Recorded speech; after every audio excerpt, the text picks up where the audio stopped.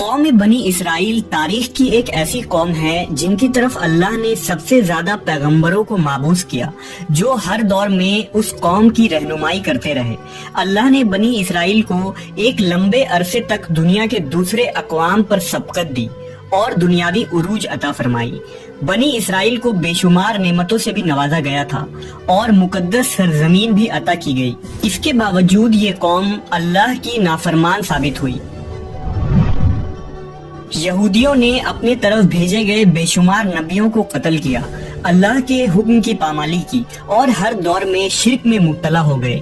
یہ مجرم قوم جب عذاب میں مبتلا ہوتے تو اپنے پیغمبروں اور صالحین پر ایمان لا کر ان کی پیروی شروع کر دیتے، اور جیسے ہی ان پر سے یہ عذاب ہٹا دی جاتی وہ دوبارہ حق کے منکر بن جاتے اور اپنے وعدے سے پھر جایا کرتے تھے۔ قرآن مجید میں بنی اسرائیل کی سرکشی اور نافرمانی کے متعلق بہت سارے واقعات کا ذکر ہے، جن میں ایک قابل ذکر واقعہ سامری جادوگر کا واقعہ ہے، جس نے بنی اسرائیل کو بہکا کر انہیں ایک بچھڑے کی پوجا میں لگا دیا تھا۔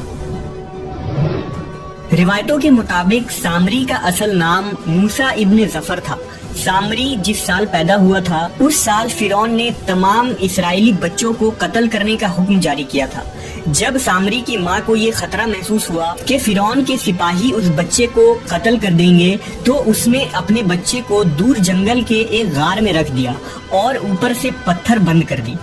ادھر اللہ نے اپنے فرشتے جبرائیل امین کو اس بچے کی حفاظت اور غذا دینے کے کام پر مامور کر دیا، لہٰذا جبرائیل علیہ السلام اس غار میں آتے اور اپنی انگلی اس بچے کو چٹا دیتے، جس سے دودھ اور شہد جاری ہو جاتا۔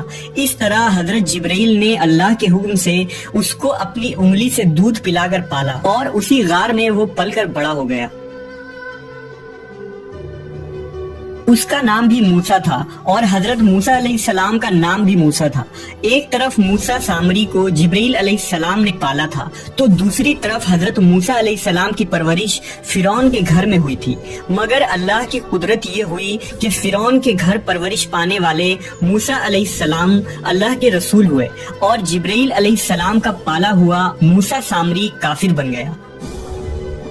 دراصل جب اللہ رب العزت نے بنی اسرائیل کو فرعون کی غلامی سے نجات دیا اور فرعون کو اس کے لشکر سمیت دریائے نیل میں غرق کر دیا تو یہ قوم حضرت موسیٰ علیہ السلام کے ساتھ وادی سینا میں ہجرت کر گئی۔ وہاں اللہ نے موسیٰ علیہ السلام سے وعدہ کیا کہ انہیں مقدس کتاب توریت عطا کی جائے گی، جو بنی اسرائیل اور بعد کے آنے والے لوگوں کے لیے ہدایت ہوگی۔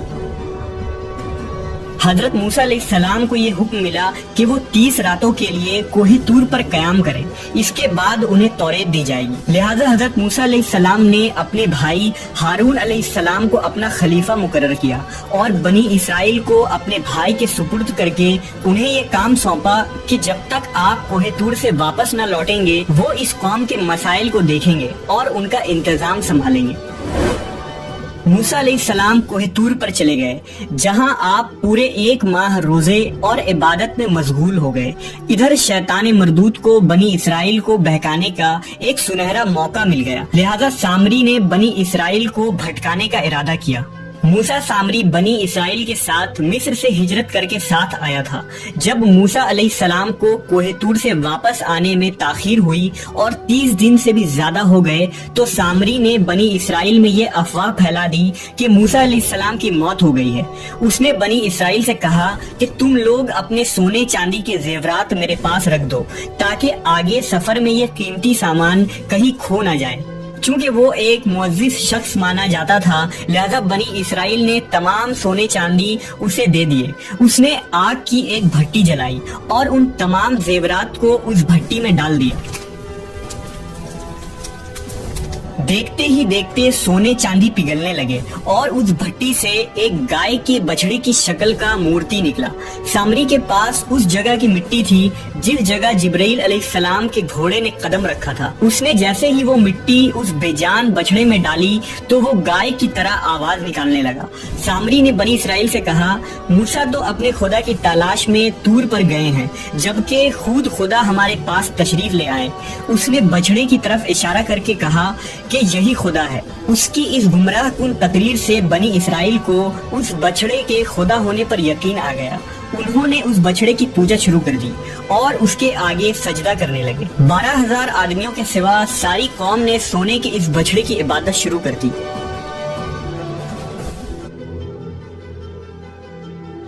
ادھر کوہ طور پر مسلسل 40 دن روزہ اور عبادت کے بعد موسیٰ علیہ السلام کو اللہ کا کلام ملا جو 10 مقدس تختیوں پر تحریر کیے گئے تھے۔ جب آپ کوہ طور سے واپس آئے تو اپنی قوم میں ماحول کو تبدیل شدہ پایا۔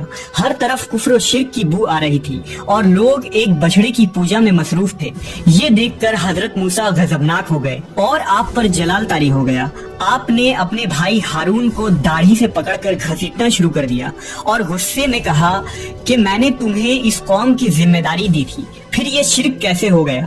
لوگ اس بچڑے کی پوجا کیوں کر رہے ہیں؟ حضرت ہارون علیہ السلام نے کہا، اے میرے بھائی، مجھ پر ملامت نہ کرو۔ اس قوم نے میری بات نہ مانی اور مجھے کمزور کر دیا۔ میرے لاکھ سمجھانے کے باوجود یہ اس عمل میں پڑ گئے اور مجھے جان سے مارنے کی دھمکی بھی دی، لیکن میں ان ظالم لوگوں میں شامل نہیں ہوں۔ لہذا موسیٰ علیہ السلام کا جلال جب کچھ کم ہوا تو آپ نے اللہ سے اپنے بھائی کی بخشش کی دعا فرمائی۔ بنی اسرائیل نے جب موسیٰ علیہ السلام کو دیکھا تو وہ بہت شرمندہ ہوئے اور اپنے اس شرکیہ عمل پر ملامت کرنے لگے۔ موسیٰ علیہ السلام نے سامری سے پوچھا کہ تو نے اس قوم کو باطل معبود کے پیچھے کیوں لگا دیا؟ تو سامری نے کہا کہ میرے نفس نے مجھے اس کام کے لیے مجبور کیا تھا اور یہ میری فریب کاری تھی۔ حضرت موسیٰ نے اس بچڑے کو جلا کر راکھ کر دیا اور اس کے ٹکڑے ٹکڑے کر کے سمندر میں بہا دیا۔ روایتوں میں آتا ہے کہ موسیٰ علیہ السلام پر یہ حکم نازل ہوا کہ آپ 80 آدمیوں کو منتخب کر کے کوہ طور پر لے جائیں اور یہ سب لوگ بچڑا پوجنے والوں کی طرف سے معذرت طلب کرتے ہوئے یہ دعا مانگے کہ بچڑا پوجنے والوں کے گناہ معاف ہو جائے۔ لہذا موسیٰ علیہ السلام نے چن چن کر اچھے اور صالح آدمیوں کو ساتھ لیا اور کوہ طور پر تشریف لے گئے۔ جب لوگ وہاں معافی طلب کرنے لگے تو اللہ کی طرف سے آواز آئی، اے بنی اسرائیل، میں ہی خدا ہوں اور میرے سوا کوئی معبود نہیں۔ میں نے ہی تم لوگوں کو فرعون کے ظلم سے نجات دلا کر تم لوگوں کو بچایا ہے، لہذا تم لوگ فقط میری ہی عبادت کرو اور میرے سوا کسی کو مت پوجو۔ اللہ کا یہ کلام سن کر یہ 80 آدمی کہنے لگے، اے موسیٰ، ہم ہرگز آپ کی بات نہ مانیں گے جب تک ہم اللہ کو اپنے سامنے نہ دیکھ لیں۔ یہ 80 آدمی اپنے ضد پر قائم رہے کہ ہم کو اللہ کا دیدار کروائیں، ورنہ ہم ہرگز نہیں مانیں گے۔ حضرت موسیٰ علیہ السلام نے انہیں بہت سمجھایا لیکن وہ اپنی بات پر اڑے رہے، یہاں تک کہ اللہ نے اپنے جلال کا اظہار کچھ اس طرح کیا کہ ایک فرشتہ بھیجا جس نے ایک خوفناک چیخ ماری جس سے ان لوگوں کے دل پھٹ گئے اور یہ لوگ مر گئے۔ حضرت موسیٰ علیہ السلام نے اللہ سے ان کے دوبارہ زندہ ہونے کی دعا مانگی تو یہ لوگ دوبارہ زندہ ہو گئے اور اللہ پر ایمان لے آئے۔ اللہ کے حکم سے حضرت موسیٰ علیہ السلام نے سامری کو بنی اسرائیل سے نکال دیا اور کسی کو بھی یہ حق نہیں دیا کہ اس سے رابطہ رکھے۔